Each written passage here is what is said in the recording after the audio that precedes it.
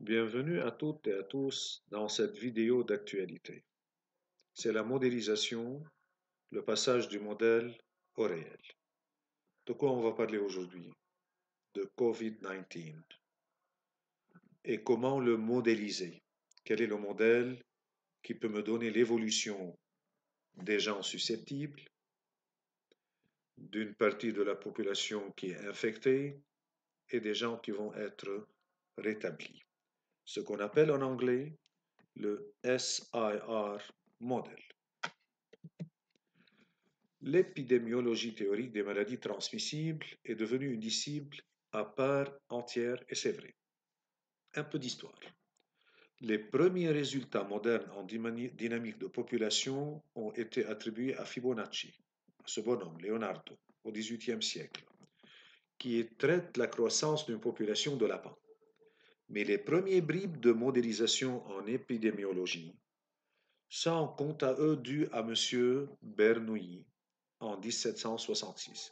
Mais les bases solides de cette science, l'épidémiologie mathématique, ont pour point de départ l'œuvre de Sir Ronald Ross, qui en 1911 donna le premier modèle mathématique de la transmission de la maladie. Aujourd'hui, de quelle maladie on parle? Du coronavirus, COVID-19. Comment on va travailler avec ce modèle?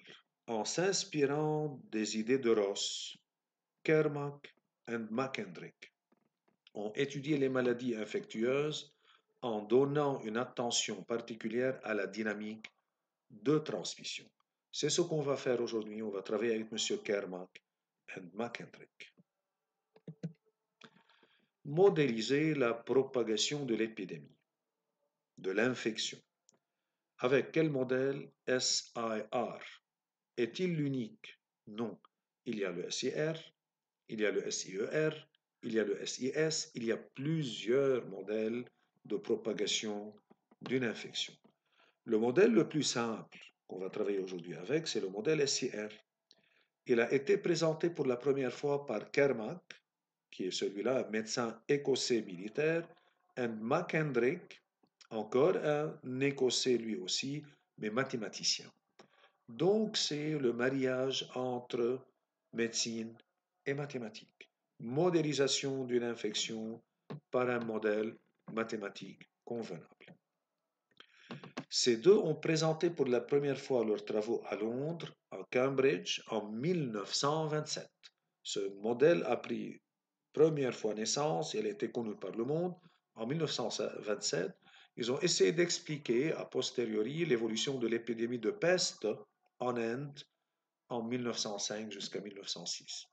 Ils ont modélisé mathématiquement tout cela. Donc, comme on vient de dire, c'est le modèle SIR. S en anglais pour susceptible, I pour infectious or infected, and R for removed, that's mean recovered plus dead. On va les appeler recovered uniquement, rétablis uniquement, mais entre parenthèses, les morts font partie de cette branche R, de cette partie R. En français, on peut les traduire sans S, infecté I, rétabli R. Comment passer SIR et trouver une relation entre ces trois, le S, le I et le R? Le sein qui va tomber infecté, on va voir comment varie ce nombre S en fonction du temps, en fonction du nombre initial des seins, des susceptibles et des infected, les infectés. Il y a des paramètres qu'on va travailler avec. Bêta, qui est le taux de transmission. Les seins deviennent infectés. Lambda, qui est la durée moyenne d'une infection. Pour le coronavirus, vous savez que le lambda, il est à peu près de 14 jours. Moi, dans mon travail, je vais prendre 20 jours. Gamma est appelé le taux de guérison. Le gamma, c'est l'inverse de lambda. Au lieu de dire 1 sur lambda, je peux dire gamma. À noter que bêta et lambda sont des caractéristiques non seulement de la maladie, mais aussi de la population considérée. Travaillons avec quelques variables avant de commencer. S, le nombre de susceptibles à l'instant T, c'est le nombre de ces gens sains susceptibles de devenir malades à une certaine date T. I, c'est le nombre des infectés à une date T. R, nombre des rétablis, entre parenthèses plus les morts, à une date T. On va supposer une chose. Dans le modèle SIR, on suppose que le rétabli ne devient pas de nouveau infecté. Il va devenir et acquérir une immunité contre cette maladie. On va supposer ça, qu'une personne qui est infectée par le coronavirus, infected, à un moment, elle va se rétablir et elle ne va plus redevenir infectée.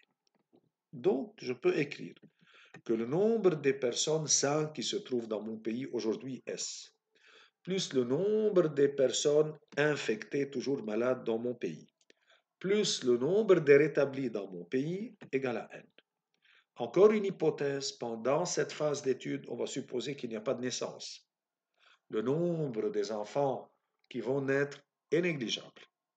Il n'y a pas des gens qui viennent de l'extérieur. Notre aéroport est supposé être fermé. Donc, on est dans un système fermé, dans une ville, grande ville, dans un pays. S plus I plus R égale à N. N, c'est le nombre de la population dans mon pays, dans ma ville. Et si je travaille en pourcentage, je peux prendre N égale à 1 pour dire que 1 est le 100% de cette population dans cette ville ou dans ce pays. Alors, S plus I plus R plus N est égal à 1. S, c'est susceptibles, I, infected, R, for removed. Quelles sont les conditions initiales du problème? À la date 0, je vais supposer que S égale S0 et I égale R0 et le nombre de rétablis est nul. C'est-à-dire lorsqu'on détecte qu'il y a quelques infectés, quelques malades dans une ville, le nombre de 100 est 0,99, c'est-à-dire 99%. Le nombre des gens infectés est le 1% et on est au début, personne n'est encore rétabli. Ça, c'est la date 0, lorsqu'on détecte quelques personnes infectées. On commence à compter et à travailler, c'est la date initiale t égale à 0. Au cours du temps, qu'est-ce qui se passe? J'ai représenté S, I et R par des réservoirs avec un robinet chacun. Donc, il y a une ouverture là. Le nombre S descend au cours du temps va diminuer. Il y a des gens qui vont devenir de plus en plus infectés. Donc, le nombre de ces gens, S, est en train de diminuer au cours du temps. I, le nombre d'infectés est en train d'augmenter. Au cours du temps, on avait 20 malades atteints par le coronavirus chez nous. Aujourd'hui, on a 600 quelque chose. Donc, le nombre I augmente, le nombre S diminue. Mais I, parmi ces 600, il y a une vingtaine qui se sont rétablis, je dois les retrancher. Donc, il y a d'un côté le débit, il est fort pour rentrer, de l'autre côté, le débit, il est faible, en attendant qu'on inverse les débits, que le nombre de sang qui passe aux malades devient faible et le nombre d'infectés qui passent aux rétablis devient de plus en plus rapide et grand. Mais au début de la maladie, c'est ça. Donc, les premiers temps, le nombre de saints qui tombent malades est plus grand que le nombre d'infectés qui se rétablissent. Voyons un peu de maths, pas trop difficile. Au cours du temps, la variation de ces variables peut vérifier les relations suivantes lorsque je suis dans le modèle S, I, R simple avec les hypothèses qu'on a choisies et qu'on a définies. C'est-à-dire c'est un système clos, c'est-à-dire le nombre de naissances est négligeable, c'est-à-dire le nombre des gens rétablis ne va plus une partie de redevenir malade. Donc, ils vont acquérir une immunité. Dans ce cas, je peux utiliser le SIR, qui est le plus simple. La variation de nombre sain par rapport au temps, ds sur dt. dt est un intervalle de temps qui n'est pas trop grand, généralement faible, d'une journée. Comment varie ce nombre, je peux les noter delta S sur delta T. Mais si le nombre delta T est petit, on peut le remplacer en maths par dt. ds sur dt. Pour ceux qui ont fait les maths, les dérivés en classe de première, en terminale, vont bien comprendre que ds sur dt, c'est S', la dérivée de S par rapport à la variable temps. De quoi dépend ce nombre de 100 de personnes saines au cours du temps? Il dépend du nombre initial S. Si j'ai dans mon village 200 personnes, ce n'est pas si, comme je suis dans une ville où il y a 100 000 personnes. 100 000 personnes, le nombre de gens qui deviennent infectés est plus grand que dans un village où il y a 200. Donc, juste le bon sens logique me dit que ds sur dt est proportionnel à S. Et plus le nombre d'infectés est grand, plus S diminue. Donc, il est proportionnel encore à I, le nombre des gens infectés. Pourquoi le signe moins? Pour dire que ce nombre est en train de diminuer. Voilà le vase S, on est en train de verser dans I. Le nombre de 100 est en train de diminuer, donc je dois mettre un moins ici. Voilà, je verse une quantité de ce vase dans l'autre, donc le nombre là est en train de diminuer. La variation est négative. Qu'est-ce qu'on appelle bêta? Le nombre de transmissions de la maladie par jour. Donc, le taux de transmission par unité de temps. Le nombre des infectés, comment il varie? Ce que S perd, I gagne. Le nombre des gens qui sont plus sains sont devenus infectés. Donc, DI sur DT égale plus bêta SI. Mais il y a des gens infectés qui se rétablissent, moins gamma I. Donc, il va augmenter ce réservoir d'en haut et il va diminuer d'en bas. Augmenter d'en haut, c'est positif, plus bêta SI. Diminuer d'en bas, c'est négatif, moins gamma I. C'est quoi le gamma? C'est le taux des gens qui étaient malades infectés et sont rétablis. Donc gamma est le taux de rétablissement par jour. Je donne un exemple ici. Si on a besoin de 14 jours pour se rétablir du COVID-19, alors ce gamma, c'est le 1/14e, 1 sur 14, 1 sur lambda. Enfin, quel est le nombre de gens, de personnes qui s'est rétabli? dr sur dt égale gamma fois i. À noter, puisque s plus i plus r égale une constante, alors ds sur dt plus di sur dt plus dr sur dt égale à 0, la dérivée d'une constante. Et ceci est vérifié là. Moins bêta si plus bêta si moins gamma i plus gamma i. Ce terme compense l'autre, le troisième est annulé par le quatrième, et oui, leur somme égale à 0. Revenons un peu à nos définitions pour continuer. 1 sur gamma, on a dit c'est lambda, le nombre de jours pour se l'établir. En anglais, days to recover. Bêta sur gamma, qu'on l'appelle Q, c'est le nombre de contacts par infection, contact ratio. R0 qui n'a rien à voir avec le nombre initial de rétablis. Mais dans Wikipédia, partout, on le note R0. C'est tout à fait autre définition que ce R. On l'appelle R0 ou R0. C'est Q fois le nombre initial des gens. R0 peut être égal à Q, qui est bêta sur gamma, lorsqu'on travaille en pourcentage. On dit au début, on avait 100% de gens sains, donc S0 égale à 1. Alors, ce bêta sur gamma, c'est le nombre de contacts par infection. Peut-être, vous avez entendu parler pour le COVID-19 que chaque personne est capable d'infecter autour d'elle entre 3, 4 ou 5. De quoi il parle? De ce bêta sur gamma. Ici encore quelques petites remarques. Pour ceux qui ont déjà fait le calcul différentiel de dérivée, dI sur ds, le nombre d'infectés par rapport au nombre 100, égale dI sur dt par dt sur ds. Voilà, regardez, c'est facile. Le dI sur dt, il est devant nous, c'est bêta si moins gamma i. Le dt sur ds, c'est l'inverse de ce nombre, donc 1 sur moins bêta si. Alors j'aurai ce terme sur l'autre. Bêta si sur moins bêta si égale moins 1. Moins sur moins devient plus, gamma sur bêta S. Donc, moins 1 plus 1 sur QS. Ça, c'est quoi DI sur DS? C'est le nombre d'infectés par rapport au nombre de sang.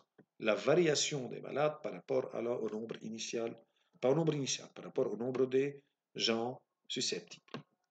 Ce nombre des infectés par unité de gens sains est maximal lorsque cette dérivée est nulle. On atteint un extrémum lorsque la dérivée est nulle. I' par rapport à S est nul, c'est-à-dire lorsque ce terme est nul, donc lorsque QS égale à 1, j'aurai moins 1 plus 1. Et par suite, si je regarde là, si bêta sur gamma est supérieur à 1, l'épidémie va augmenter d'une façon exponentielle. Si bêta sur gamma est inférieur à 1, alors on a une exponentielle décroissante et le nombre d'infectés va diminuer. Voilà un exemple. Bêta gamma, 1,87 million de gens malades et le temps où on arrive à ça va prendre 4-5 ans. Ici, 6,6 millions en 10 mois. Donc, faites bien attention à ce qu'on va dire après. Méthode itérative de solution. Aujourd'hui, je suis dans une introduction. Je vais expliquer la méthode itérative. À la prochaine, je vais l'appliquer avec Excel. Dans une troisième vidéo avec Python. Dans une quatrième vidéo avec GeoGebra. Tous ces logiciels vont me donner l'évolution d'une bonne façon et je vais les faire avec vous entièrement. Je continue cette intro du modèle SIR. Je suis en train de travailler avec deux disciplines, biologie, mathématiques, les maths appliquées à l'épidémie. Donc, du modèle au réel. Je vais essayer mathématiquement de passer au réel qui est autour de nous. Susceptible, ds sur dt égale moins bêta si. Infectious or infected, di sur dt égale bêta si moins gamma i. Recovered or removed, that's mean recovered plus dead, dr sur dt égale à gamma i. Alors, si je prends celle-là, je peux dire que ds égale moins bêta si par dt. di égale bêta si moins gamma i par dt. dr égale gamma i par dt. Qu'est-ce que cela veut me donner? ds, je peux dire c'est la variation, c'est le suivant moins le actuel.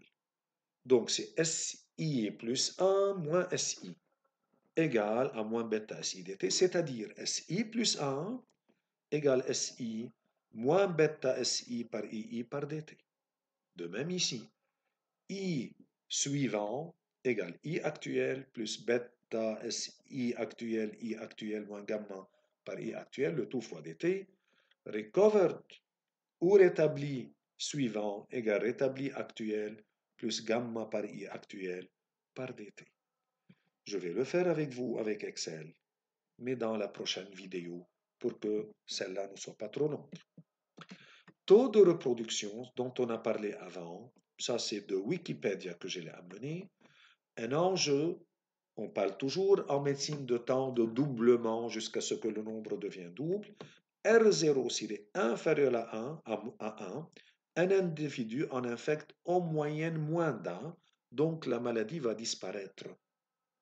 Si R0 est supérieur à 1, la maladie peut se propager dans la population et devenir épidémique. Regardez la valeur de R0.